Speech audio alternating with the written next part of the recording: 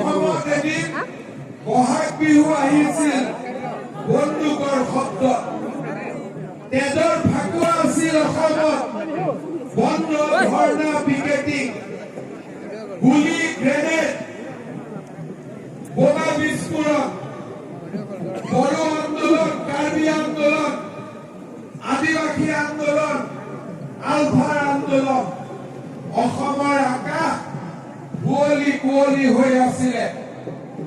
মোদী ডাঙৰীয়া প্ৰধানমন্ত্ৰী হ'ল, এটা এটাকৈ সংগঠনসমূহৰ লগত আলোচনা হ'ল, এজন এজনকৈ যুৱক যুৱতী ৰাজ্যৰ মূল খুঁটিলৈ উভতি আহিলে।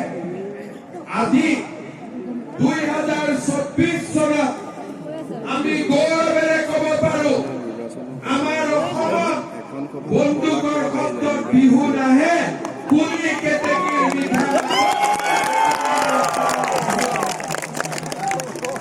শ্ৰদ্ধা